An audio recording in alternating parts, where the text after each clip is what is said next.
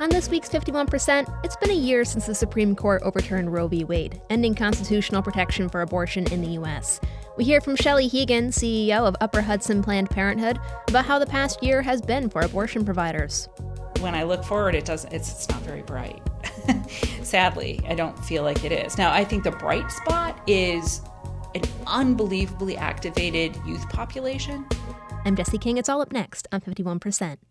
I was standing around like one of those girls I had seen in a movie. The whole world was a movie back then. I had my sunglasses on, I wanted to be seen without seeing shy Lolita. I wasn't really in it, I didn't really get it.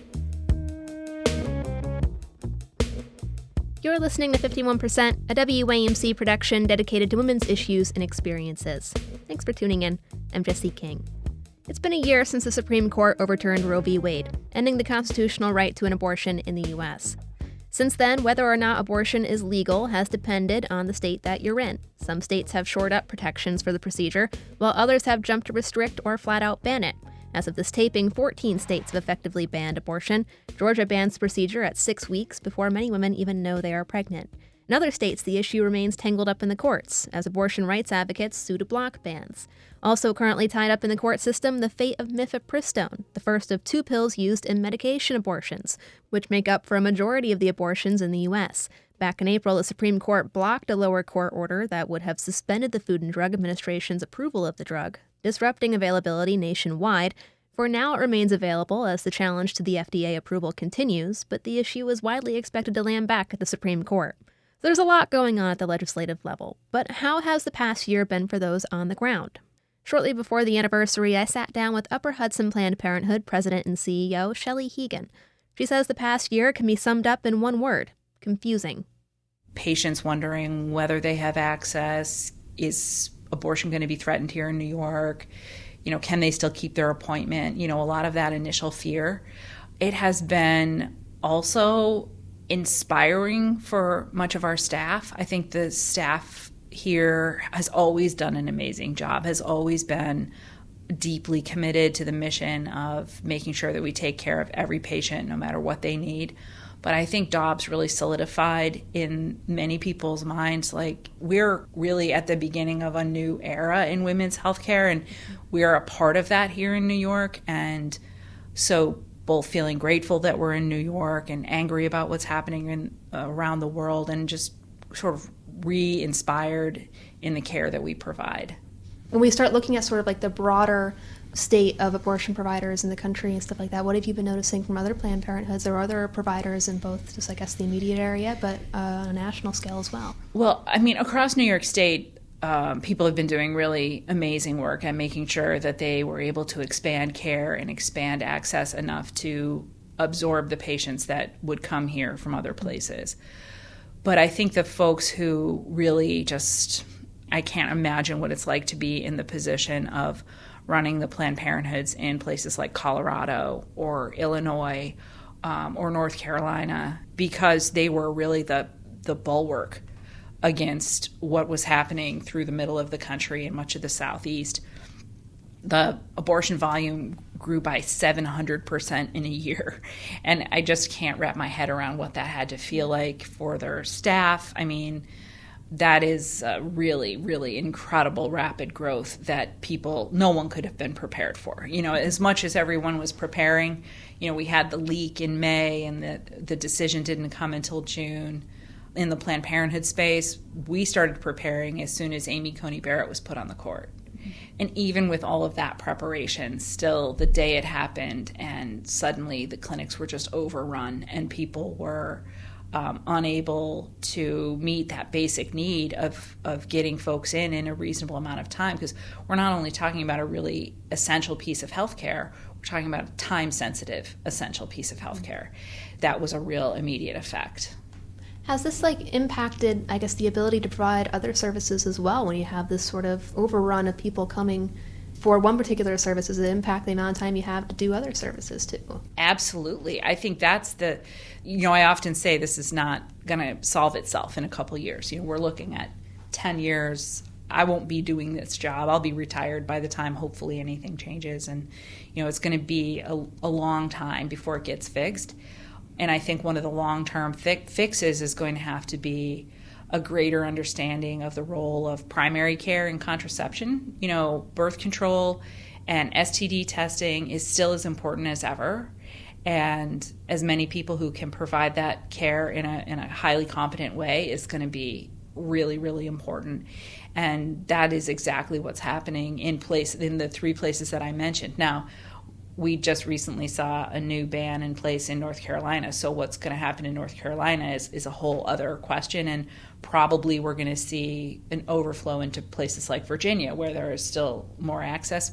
But Virginia itself is also, a contentious place. So that sort of rolling change is still going to happen in the Southeast and the Mid-Atlantic states. But those folks weren't able to accommodate all of the other patients that they may need to see. You have to make room in your schedules.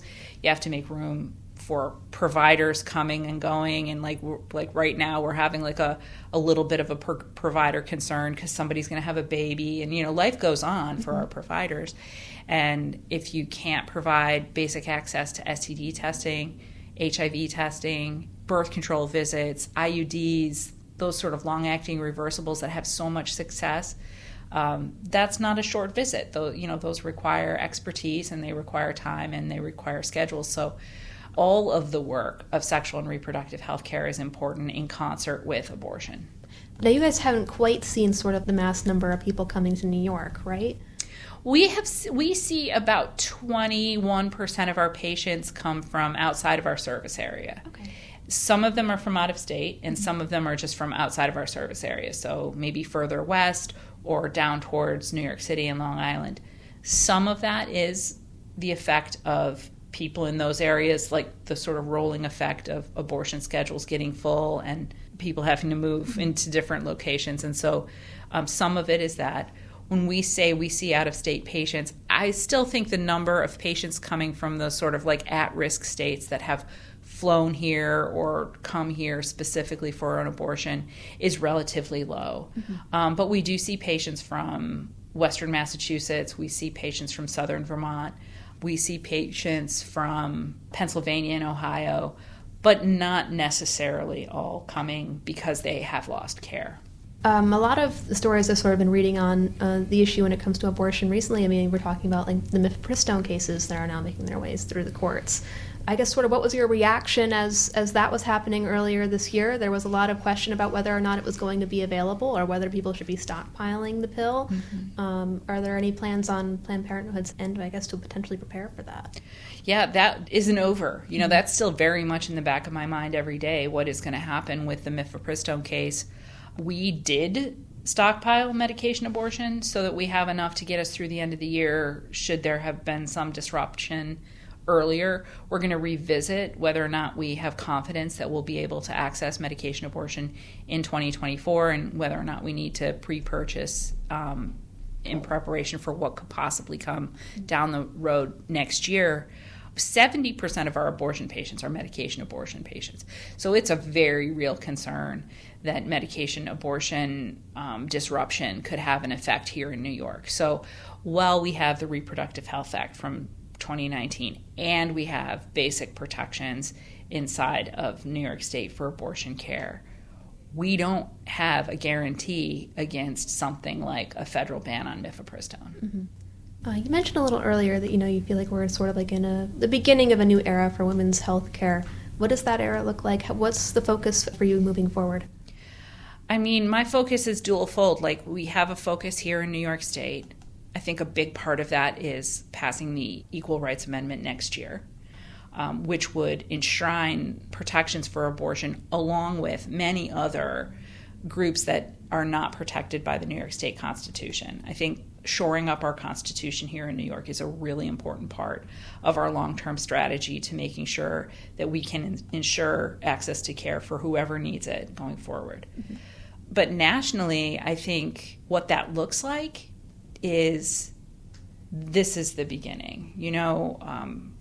There are many very well documented evangelical organizations that are against contraception, and where that once seemed to be a fringe idea, that's really gaining mainstream status in some places. So I think we're going to be fighting for access to contraception. I think then we're also going to be fighting for access to educational opportunities and employment opportunities.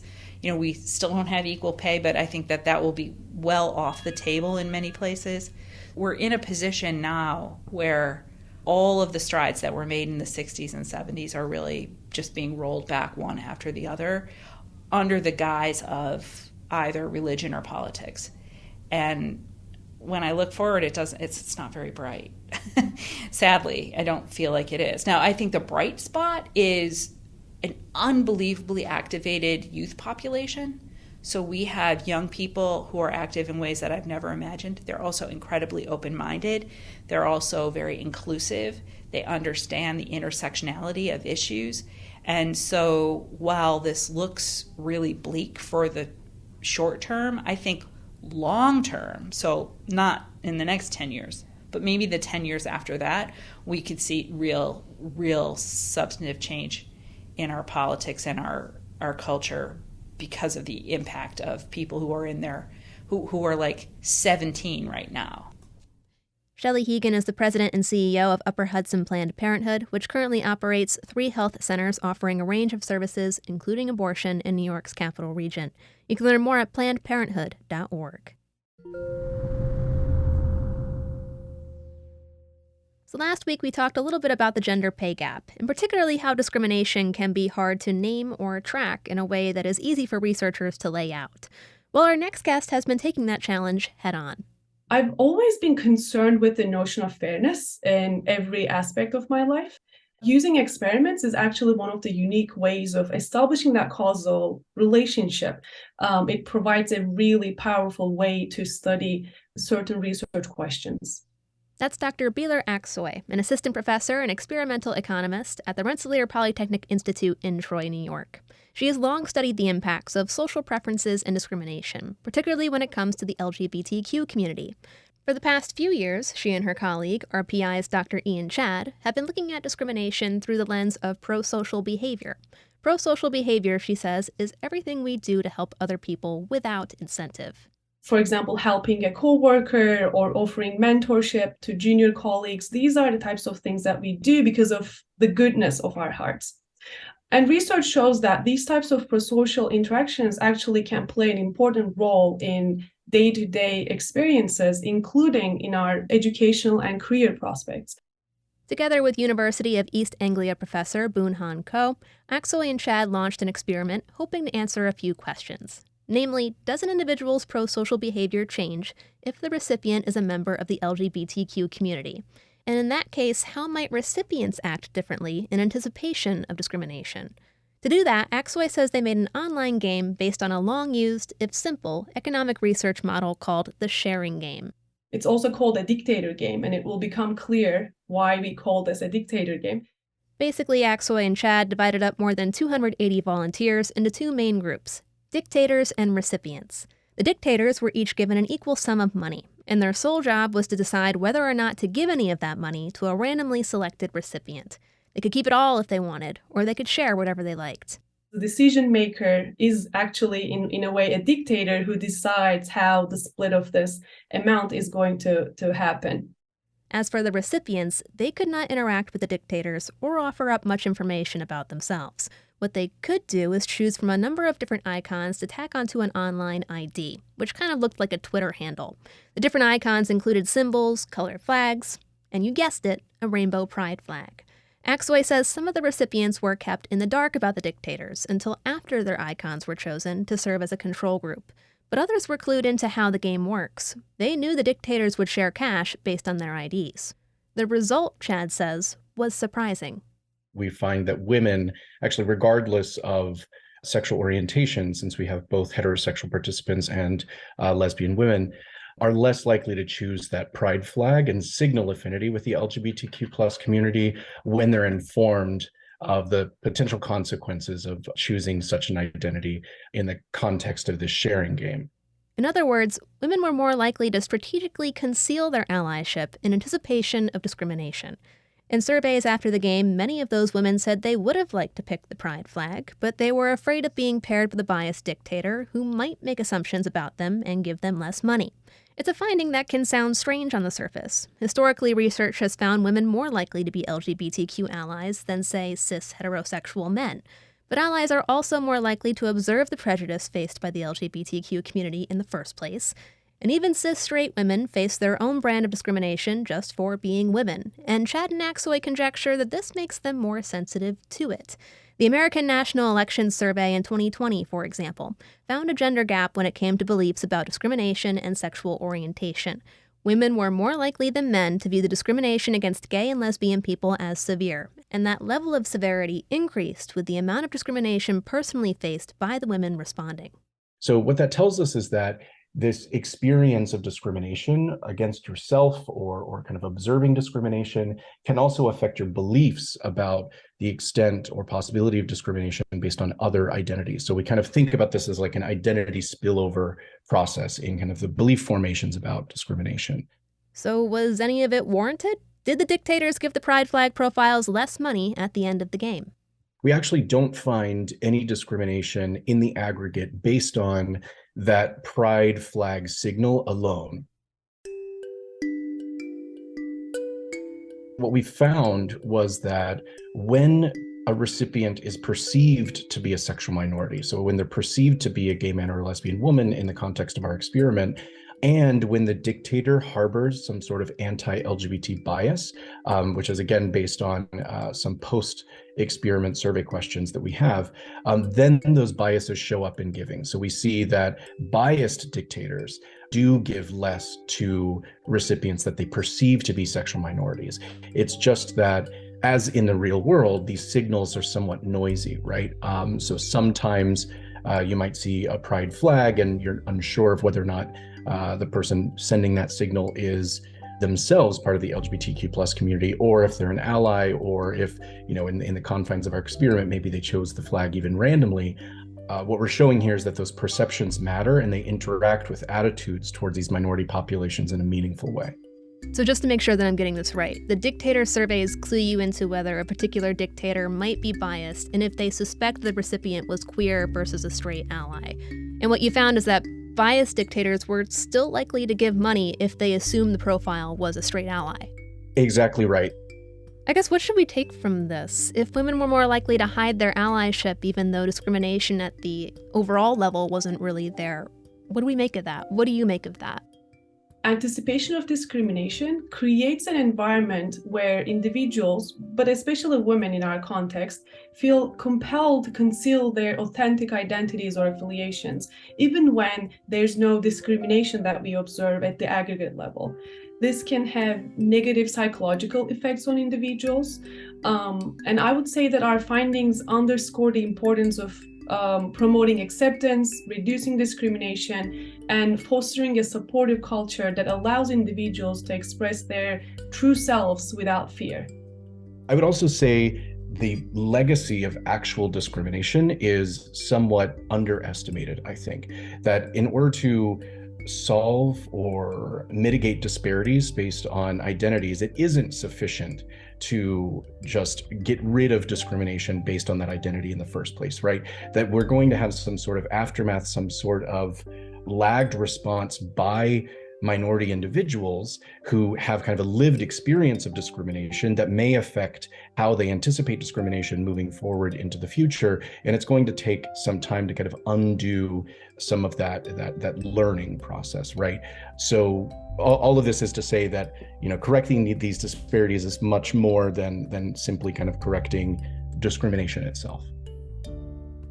Doctors Ian Chad and Beeler Aksoy are assistant professors of economics at RPI. You can read the full paper on their experiment titled Sexual Identity, Gender, and Anticipated Discrimination in Pro-Social Behavior in the latest issue of the European Economic Review. There's also a link to it on our website. That's WAMCpodcasts.org.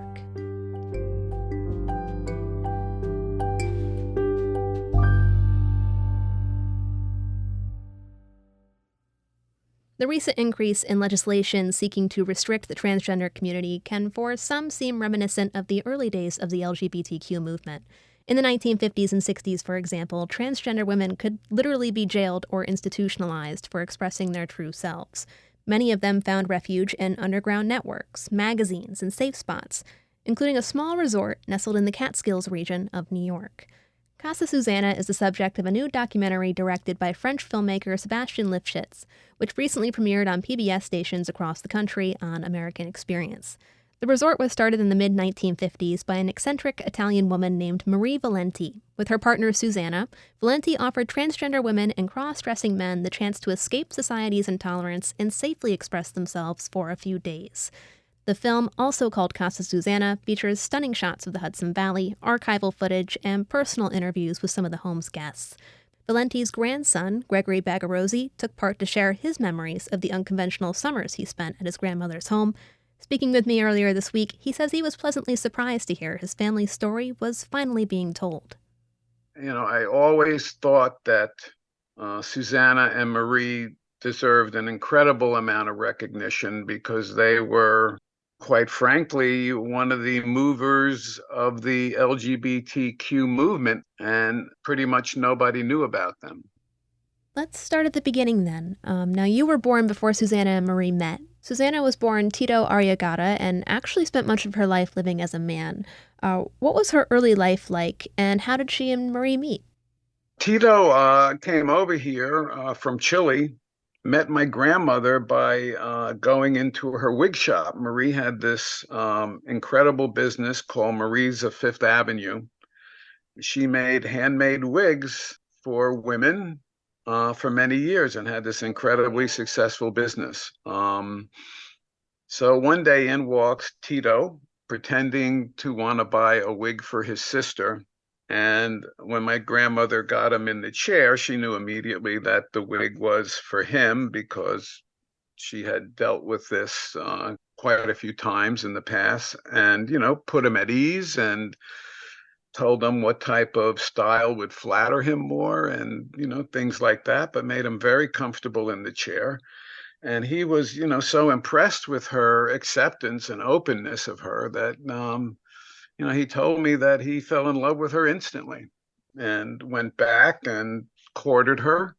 They both fell very deeply in love with each other. That was the nexus and the start of it. Your grandmother, Marie, has a really amazing story of her own, too. How exactly did she come to be, working in that wig shop? Well, my grandmother, Marie, came over to this country when she was 15 years old, ostensibly to bring her father back, who apparently had come here and created a successful business. So he apparently sold his business and they were on their way back to Italy, but somehow, and I don't know the whole story, but he was killed or murdered and the money was stolen and Marie was left here penniless on her own. So what she did was she got a job and she, was an incredible worker and worked her way into the wig business. Had a job there, worked there very hard and diligently, and eventually was able to buy the business. And then what she did was bring her entire family over from Italy with the money she earned from that business. So she was a force to be reckoned with. So what made them want to start this resort and particularly cater to the trans and cross-dressing communities?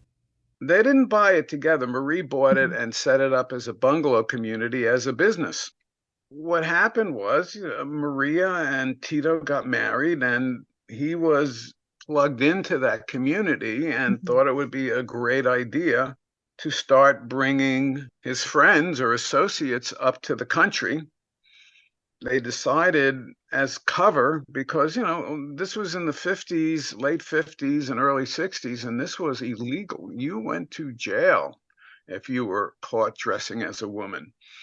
So in order to create the cover for these people, they created a female impersonator club there called the Chevalier d'Eon and later called the Wigwam, where they put on shows and invited the local community there. In fact, the mayor used to come, the chief of police used to come. The sheriff up there used to come to the shows because they were humorous and well done.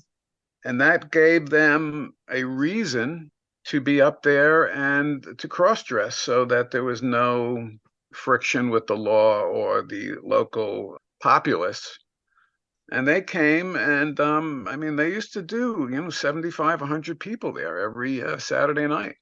Pretty amazing what they created there. And actually, the LGBTQ movement started there on Halloween in '62 when they had a huge conclave of people from all across the country come and have a meeting and decide to get organized.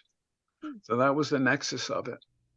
As you said, this was something that was illegal at the time. If you were born male, you could go to jail for dressing or trying to live as a woman. But aside from legal concerns, what other consequences and issues did you see the resort's patrons facing? Total consequences. People would lose their jobs. I mean, many a times people came up there for support because their wife found out, filed for divorce, it was ripping their family apart. And not only that, but then once their job found out, they were fired. They were looking for support from each other in this group. I'm wondering, what was it like for you visiting your grandmother? I guess, what are some of your earliest memories of Casa Susana? My first remembrance is I was a little kid, 4, 5, 6 years old. I wasn't formally introduced to Susanna until I was a little older, I think between 5 and 6. Mm-hmm. My mother was a very religious Catholic, was vehemently opposed to the marriage, to all of this, and wanted to isolate her children as the, big mama bear, protective bear of her kids, because, she thought that this was unnatural and thought that, well, why didn't they just stop doing this? So that was her attitude to it. I was exposed to it more and more. Because, how could you not be? They were doing shows there. We used to sneak out at night and go peep through the window to watch the shows because, of course, we weren't allowed to go see that. And they tried to isolate us as much as possible. But, I saw a group of very successful airline pilots, filmmakers, lawyers, doctors, all coming up to the resort to find out if this was just a fad in their life and what they could do about it, or, to make major life decisions about themselves, whether to continue this journey to live as a woman, because that's, that was most of, at least the people I met, their goals, and to stop switching back and forth. So there was, a lot of internal conflict with them and their families, and a lot of them brought their wives up with them. And the wives also set up support group among themselves. So it was, a fascinating glimpse into this community growing up as a child. I also got a lot of kickback from my friends in the community because, I would hear stuff like, hey, guess what I saw today? I go, what? I saw this big burly man dressed as a woman in the hardware store. And of course they were, giggling and laughing all about it. And, I didn't want to tell him, hey, this was a tugboat captain and he was staying at my place. So, initially I was somewhat mortified by it on one hand, but on the other hand, this was my family, and I decided that, I wasn't going to be ashamed of it, that this was what was going on, and this was my reality, and I wouldn't be ashamed of it. And why should I be? Marie and Susanna's relationship is in many ways, I think, the heart of the film. While some of the other women interviewed are open about the struggles they faced in either their marriages or their families when deciding to cross-dress or transition, Marie and Susanna, they seem to have each other's backs. There didn't seem to be a whole lot of judgment there. Oh, absolutely. There was some very tender moments in the film that you could see them interacting together and, kissing each other, and just, the smiles and, and the loving glances on their faces is just totally unmistakable. And yeah, she had its back because, first of all, my mother absolutely didn't want this to happen at all, because she would have to share Marie with Tito, and Yolande was an only child and somewhat of a diva. She was a performer and a concert pianist and was vehemently opposed to this. during the Depression, Marie had to give Yolande up into foster care because she didn't have any money and couldn't support her child. That's when she started working at the wig business and took it over and started making, significant amount of money and managed to get Yolande back out of foster care, which, apparently wasn't easy back then. But, the guilt Marie felt about that, Yolande basically got whatever she wanted and was, I hate to say this, but was incredibly spoiled. But, Marie's love for Tito, Susanna, was most important to her, and she stood up to Yolande and created that relationship. Eventually, Tito was a radio DJ on this station called WRUL in New York, which was part of the Voice of America, which was broadcast throughout South America. And he put together a tour for Yolande. So she got to tour, many countries in South America. Then I guess their relationship got better. Now, I don't want to spoil the events of the film or the end of Marie and Susanna's story, but at some point, Tito decides to transition and live life openly as Susanna. They ran Casa Susanna until the late 60s, but eventually things downsize, it closes, and the house is sold altogether. What was it like for you to revisit the property for the film and to swap stories with some of the visitors? I don't know. I mean, every now and then in your life, you step back in a place and time, and just, a flood of memories and emotions come back to you. It was just overwhelming. I was so grateful for Sebastian for the opportunity to, bring this story to life. And I mean, I knew all these people. I didn't quite remember all of them, but, I saw the pictures and I said, oh yeah, no, I remember you. And one of the things, there was a contractor that my grandmother frequently dealt with, named Frank, went up there hunting with a bunch of his buddies. These are, Italian contractor, construction worker type people. And unbeknownst to them, Susanna invited a number of her friends to go up there for Thanksgiving weekend. And then all of a sudden you have these two incredibly groups of people that were so far apart from each other. They're just, on different universes, staring at each other and wondering, what do I do next? But the amazing thing is, by the end of the weekend, they were all talking and drinking and playing cards. And, action, I heard this from both sides, the story from both sides. So I thought that was pretty amazing that this place could bring those two groups of people together to at least, be civil and learn about each other and not be judgmental. I think that the film is an important film. It shows a non-salacious side of the story, which, isn't usually presented this way. And it gives you a real vision as to, what this life is like, and that maybe it shouldn't be so political, and it should just be about people. Gregory Bagarozzi is the grandson of Marie Valenti, who with her partner Susanna operated Casa Susanna as a resort and refuge for transgender women and cross-dressing men in the 1950s and 60s. Their story, and the story of some of the resort's patrons, is told in the new documentary of the same name, directed by French filmmaker Sebastian Lifshitz. It premiered on PBS this week on American Experience. You can learn more at pbs.org. That's a wrap on this week's 51%. 51% is a national production of WAMC Northeast Public Radio in Albany, New York. It's produced and hosted by me, Jesse King. Our associate producer is Jody Cowan, and our theme is Lolita by the Albany-based artist Girl Blue. Just a reminder that you can listen to 51% anytime at WAMCpodcast.org or wherever you get your podcasts. On social media, we're at WAMC Radio, and you can stay in the loop by signing up for our weekly newsletter, Airwaves, at WAMC.org. We hope you'll join us next week. Until then, I'm Jesse King for 51%.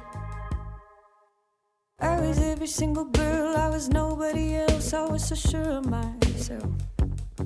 I was 15 and a half, he was a hollow laugh. And I lost my cool somewhere along the way. At night and down the hallway,